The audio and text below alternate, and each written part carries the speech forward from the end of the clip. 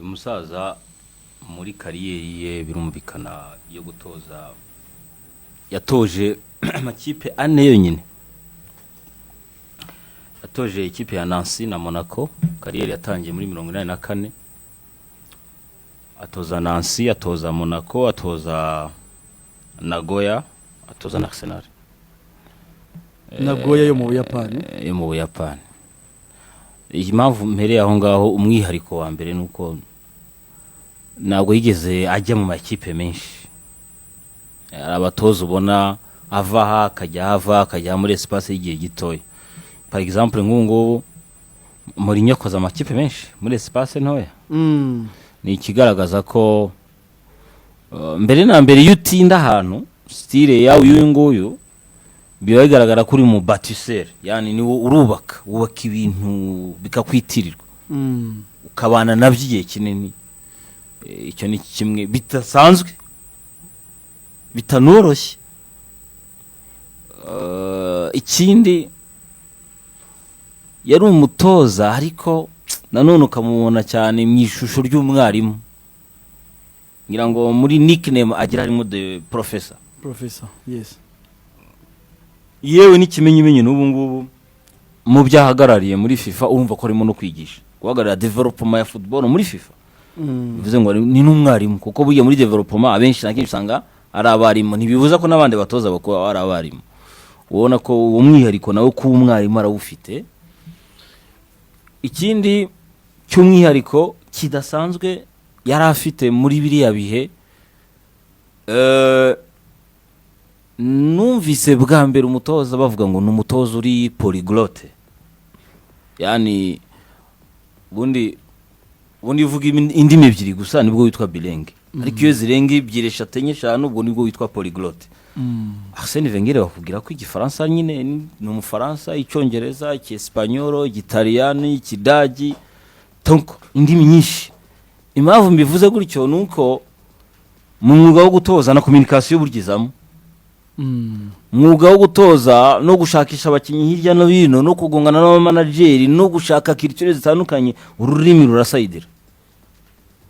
Ntabwo bisanzwe ku batoza. Uzasanga kenshi abatoza bari British kugira ngo azagire izo ndimi nyinshi biragorana. Ahari we n'umutoza wagiye wegereye Arsenal kuri icyo kintu ni Mourinho mu bihe bitambutse, kubera ko nawe n'umuntu nawe nabonye indimi zishobora korohera kuvuga kuko birasayidira cyane. Ndibuka ko mu bintu byatunguye abadagi Pep Guardiola nuze ye ya mbere yikoze mu kidagi. Ejo bundi nahoze numva David usiwo wa Simba avuga ati ndifuza kuzaganira n'abanyamakuru interview ya mbere mu Giswahili, donc kugira ngo yumve ko nabona atangiye no kukiga. So n'umutoza rero wagerageje gukora culture zitandukanye indimi. Ikindi nsoza n'umutoza undi mwihariko namumenyeho, Arsenal zawari mushimira kubera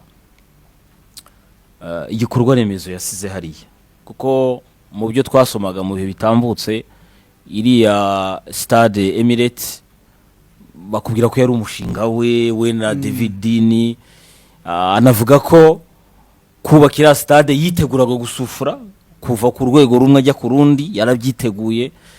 Yewe Sidiki ngira ngo banakubwira ko no mu byangombwa byatanze kuri banki harimo na contrat y'icyo gihe kugira ngo yerekane ko ashaka kugaruka. Yewe ino stade bari bayigeneye kwishyura kuba yakuramo ideni mu myaka 20 Sidiki, ariko bavuga ko ideni ryavuye mu myaka 10. Arsenal na Arsene Wenger byari bigoye kubatandukanya kiriya gihe. Mu by'ukuri chance dufite ku myaka 75 Arsene Wenger aracyakora ingendo hirya no hino ku isi. Si wa musaza ubona ko wacitse imbaraga kuba kubwira ko buri munsi saa moya za mu gitondo ngomba kujya kwiruka.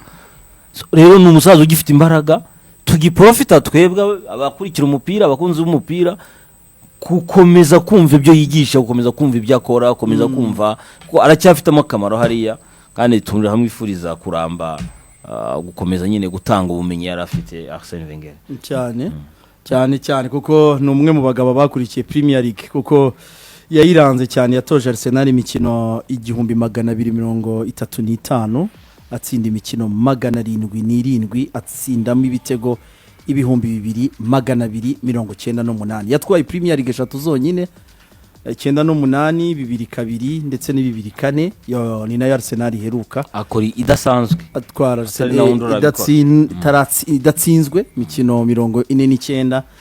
Niwe mutoza ufite FA Cups nyinshi, yatwaye FA Cup 7 nizo yatwaye na Community Shield 8.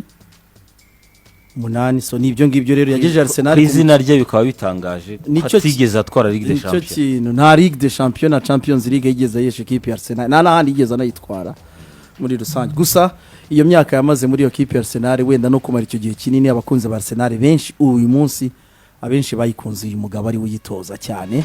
David, hari umurage we uyu munsi muri Arsenal ugihari cyangwa bisa nkaho byarangiye n'ikindi kiragano nacyo gishya cyabo?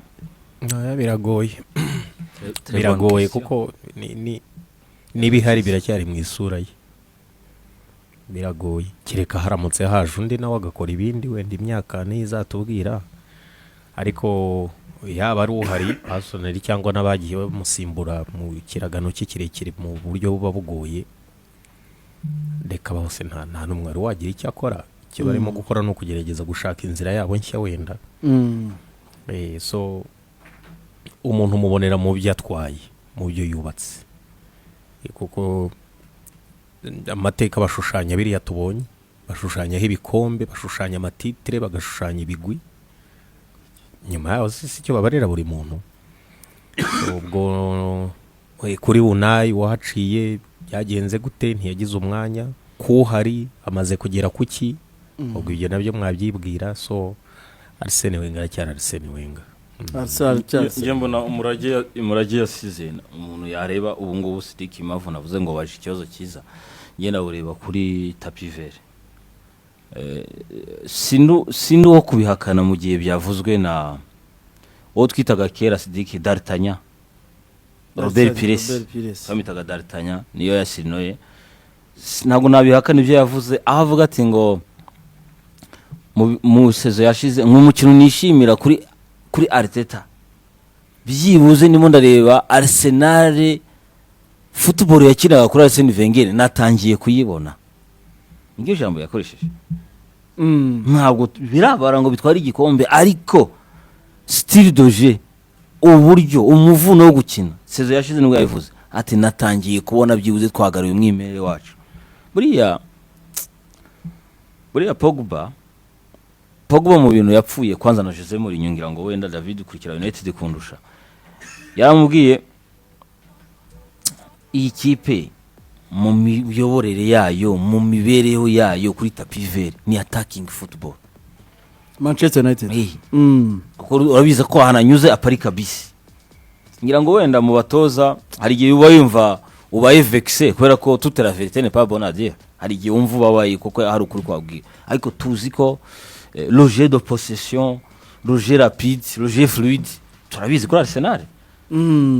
Sezo yatambuze twarabibonye ku buryo bishimangira rero n'uwabanye na Arsene Wenger, ndetse we yaje no kuvuga ngo bariyunze, uziko ngo bamaze iminsi ubona ko bimubabaje cyane, uziko amaze guhabwa rouge Jens Lehmann kuri 2006 kuri Parc des Princes Saint-Denis kuri Ligue des Champions Barcelone, uziko yamukuyemo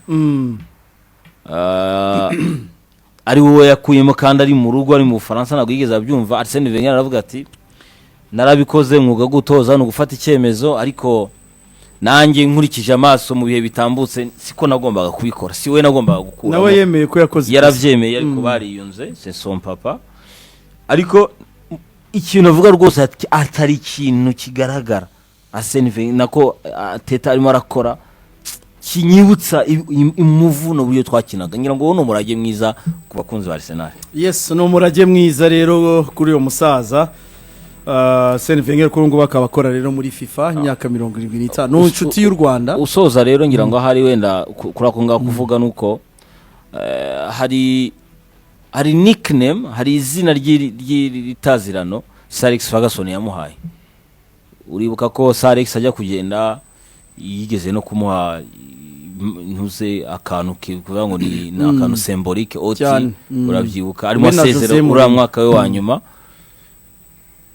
Sidiki yamwise ngo ni dinosaur Ferguson amwita niko yamwise mu magambo ye Sir Alex avuga ati nge nawe turi dinosaur niko yavuze nge nawe turi nous sommes des dinosaures iyi Premier League yani ni nk'ibikomerezwa sinzi ko navuga ibikingi ibintu nk'ibyo ngibyo wenda abadukurikira tuje ikinyarwanda araza kubivuga iryo jambo rero dinosaur entre les deux we yari yise je suis dinosaure twembi turi dinosaur ingi n'abantu bigoye kuvuga umwe ntuvuga undi muri rivalite hagati ya Arsenal na Manchester. Ese David rivalite yabo uyu munsi yari yagaruka nako nava hari indi twari twabona nyuma yaho bagiriye hari indi rivalite mu by'ukuri nyuma y'aba twabonye uyu munsi ihari cyangwa yingayinga rivalite abo bagabo babiri bagiranye Arsene Wenger na Ferguson. Yarabaye wenda sinapima neza ngo muhimi bari kwiye ariko yarabaye ya Pep cyane na Klopp yarabaye kuko nabi imyaka yabo nk'itanu barayikoze myiza 5-6 ariko urumva ntago yagize uburebure nk'ubwaba ngaba kandi ikindi umwihariko wabo bo nuko kenshi wabonaga basa nkaho bari babiri nta kirogoya kinini cyane kirimo kuri no nshuro umuntu yanavuga ko bibaye nk'ibigira cyane biryamye ku ruhande rumwe cyane kuko iyo umuntu atwara ibikombe nka 4 cyangwa 5 yikurikiranya umbwe rivalite ntago ibirimo cyane buriya kuko hari harimo ikinyuranyo wenda niko navuga so ntabwo ari ihangana risa neza nubwo naryo ryari ririmo ese ubundi ikintu umuntu yakwibaza Sidiki ubundi iyo rivalite iryo hangana ry'aba bagabo babiri ubundi ryatangiye rite ryakomeye rite wenda twibukiranye gato nuko uyu mugabo Arsene Wenger avuye muri Nagoya aje hariya uzi ko imvugo yahise kubita hariya mu nyamakuru Arsenal ho uyu nindi uje muri gahunda muje mu by'abandi nindi no mubano yarafitanye na David Dean wamukurikiranye cyane mpaka aramuzana ari ikinyamakuru cyanditse ngo yaje asa nk'umwarimu w'imibare umwarimu w'imibare n'ibiki urabona ko abantu benshi bari sceptique kuri uyu mugabo uyu nindi uje muri iki kintu ariko ahantu rivalite yatangiriye Sir Alex yaravuze ngo ariko kuko uyu nguyu yakunda gutanga interview rimwe na rimwe critical football anglais ngo uyu Sir Alex uyu ninduje kutwigisha uburyo bakina umupira mu mvugo ya Sir Alex 9-8 ariko wowe urinde wowe yuje kutwigisha umupira uburyo tugomba kuba urinde wowe donc urumva ko nkuko David yarabivuze umuntu waruri wenyine nta muntu bapezanya none amurebye abonye umureba mu maso umubwira n'iryo jambo ati nje guhindura ibintu hano mu Bwongereza urumva icyo kintu aho rero ahantu byaje no gukomerera nuko aba bagabo umwihariko wabo generation bagiye bakreya z'abakinnyi hari generation noneho yakomeye y'abaroyiki na ba Patrick Vieira aho rero nibwo rivalite noneho yahiye kabisa kawiva uvuga ati apa ni watani wajyadi kabisa wagiye gupezanya kugeza no mu bakinnyi bumva ko noneho ngewe ndi kapiteni nawe uri kapiteni ngiye tugangana kuko nabadatabuja hariya mbwembwe ni mingi sasa nukuvuga ngo rero urabyibuka niba mwibuka image ikipe ya United igiye gukina Emirates muri tunnel kaka vestiaire gatoya ka Highbury uwo bita Patrick Vieira abwira Gary Neville ngo ariko ngo no munsi nizere ko mutaza kwirizariza mutaza gukora twatundi twanyu twa upuzi ntabwo ari Gary Neville wasubije inyuma yaho Roy Keane ngira ngo mugere image nibwo yise atangira kwataka yataka muri tunnel wo ringo bashatse kurwanira muri arbitre urabiyuko arbitre ari celebre nitwaga ni Grand Paul atangira gukarumya situation ngira ngo niyo match United yarayitsinze ibitego 4 kuri 2 uribukana none Arsene Wenger atwaye igikombe 2004 arimo ayatase indi saison bigeze ku mukino wa 49 ku mukino wa 50 ugomba kubera oti ngira ngo uyu mukino waravuzwa agira ngo ni nk'igikombe kibaye umukino 50 ntago uri wuzuza ahangaha fugika kwa mingi ibitego 2 kuri Van Nistelrooy ndetse na Roy Keane nako Rooney donc rivalite yageze yijya no mu bakinnyi. So, abo bagabo rero bagendeye mu by'ukuri igiye kuvuga hari umwimerere, hari guhangana kwabo kwagiye cyane cyane ko hajemo na emergence ya Chelsea 2005 2004 2006 2007 Mourinho yitambikamo hagati uno no Pepe mu farme hari United byarahombye, Arsenal bigenda birahomba kuva yimukira Emirates. Yani twebwe abakunzi b'umupira hari ikintu ubona cyatakaye cya rivalite. Neje muri nyango ku ifoto nziza tweretse hari ibiganiro bijye binabahuza hagati yabo n'umunyamakuru yibukiranya hagati y'abagabo babiri Roy Keane na ndetse na hari ikiganiro cyabahuje bari muri studio Sky bagaruka kuri iriya incident yabereye muri iriya vestiaire icyo gihe aba bagabo barahanganye pepe antuka kubabonye izo generation, kubabonye abo bagabo batoza nkika ko niyo navuga ngo ni l'âge d'or ya Premier League yiturimo turareba ingi. Yani twabonye ibihe aho ubonaga ko rivalite ibyimba kabisa y'abana rivalite y'abana so navuga ngo rero nibyo amugana ubwo abo dukumbujiye Premier League yo mu myaka yo hambere. Antuka umuntu yavuga ngo merci Arsene kuko ni nayo hashtag irahari kuri Emirates merci Arsene. Yego cyane abafana ba Arsenal bamushimira. Wowe umubona nanjye ndakubaza wowe kuko ugize chance yo kumubona, je pas eu la chance yo kubona Arsene Wenger aza mu Rwanda. Wowe umubona hari cyo waganiriye nawe cyo mwihari kumwibutsa ibihe bitambutse cyangwa se anecdote runaka? Cyane nagize amahirwe yo kumuha interview ndi kumwe na Clarisse avango rimwe muri interview nayo ntazibagirwa. Antuka doshobora kwibagira moi aussi j'aimerais. Yewe byageze aho Clarisse niwe yabazaga ngiye naramurebaga gusa mu maso. Nanjye sibye ngiye namurebaga gusa mu maso. Uyu niwe koko niwe ndi imbere ari no kumusaba kumukoraho we. Nza kumubaza kibazo mu myaka ya Arsenal yose mukinnyi yumva yicuza atigeze agura. Ambwira kigera bitubwiye twanabicishije hano interview sinzi niba munana yiba tubwira ko yambwiye ko umukinnyi yicuza ataguze ari N'Golo Kante. Ava muri Icecan ati N'Golo Kante niwe numva nicuza kuba naraguze gusa nyine kumubona jewe nabonaga nararebaga gusa namurebaga mu maso ndebe niba ari we wa wundi witwawenye imyaka n'imyandiko atoza muri Premier League. Umusaza wambwe nko bivuze ubona ko physical aracyari fit ku myaka ya 50 ukora sport buri munsi saa moya za mu gitondo. So nibyo ngibyo aba bagabo baryoheje Premier League ubwo nibyo ngibyo rero ku myaka ya 75 akaba yujuje iyo myaka uyu munsi tariki 22 zo ku kwezi akaba yarahaje mu Rwanda mu minsi yashize. Bivugwa ko ari inshuti y'u Rwanda kuri uyu mugabo Arsene Wenger by'umwihariko mukuru w'igihugu. Yego ngira ngo no muri discours cyo mu nama mukuru w'igihugu yaramushimye cyane. So nibyo ngibyo